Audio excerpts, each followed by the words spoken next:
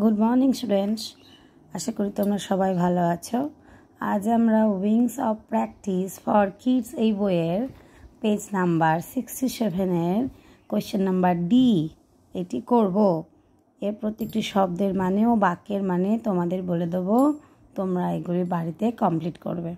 কোয়েশ্চেনে আসে দেখো, complete the following sentences by taking the proper words from the helping box. Complete মানে সম্পূর্ণ করো নিচের বাক্যগুলি, ফলোয়িং সেন্টেন্সেস মানে বাই টেকিং মানে নিয়ে, প্রপার ওয়ার্ডস মানে সঠিক শব্দ, ফ্রম দ্য হেল্পিং বক্স মানে হেল্পিং বক্স থেকে সঠিক শব্দ নিয়ে বাক্যগুলি কমপ্লিট করো। হেল্পিং বক্সের নিচে যে শব্দগুলি আছে দেখো, স্ট্রেচড মানে হচ্ছে বাড়িয়ে দিয়েছিল, শোন মানে কিরণ দিয়েছিল, রোজ মানে উঠেছিল, এখানে রোজ হচ্ছে ভার্ব, স্নেজিং, কাফিং, সুয়েপ্ট আর থান্ডার এই মানেগুলি তোমরা স্কাই অ্যান্ড দ্য চিলড্রেন গল্পে পড়েছো টেক্সটের। চলো বাক্যের মানেগুলি। মাদার মানে মা, ড্যাশ হার হ্যান্ড তার হাত, টু হাগ জড়িয়ে ধরলো তার হার চাইল্ড তার শিশুকে। তাহলে মা কি করে তার হাত দিয়ে শিশুকে জড়িয়ে ধরলো।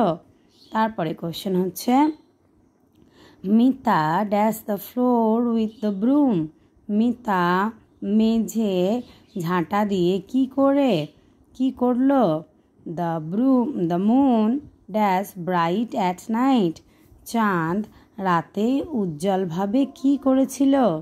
দ্য বয় ইজ সাফারিং, ছেলেটি ভুগছে, ফ্রম কোল্ড অ্যান্ড ফ্লু ঠান্ডা এবং ইনফ্লুয়েঞ্জা থেকে। He is dash and dash, এখানে দুটি শব্দ বসবে, ঠান্ডা লাগলে যা হয় সেই শব্দ দুটি এখানে বসবে। তাবলু dash early morning to go to school, এখানে এভরি শব্দটি দেবে না। তাবলু সকাল সকাল কি করেছিল, স্কুল যেতে, এখানে এভরি এটি কেন দেবে না, কারণ হচ্ছে আমরা যখন অতীতের ভার্ব ব্যবহার করব তখন যদি এখানে যে শব্দটা হবে সেটা হবে রোজ মানে উঠেছিল, তাহলে শুধু ভার্ব লিখলে এখানে উঠেছিল বলে প্রতিদিন উঠেছিল তো হয় না, প্রতিদিন উঠতে হবে, এবং প্রতিদিন উঠতে হতে গেলে তোমাকে ইউজ টু রাইজ করতে হবে। তাই ইউজ টু রাইজ যেহেতু দেয়নি, তাহলে এখানে শুধু রোজটা লিখবে, এভরিটা লিখবে না।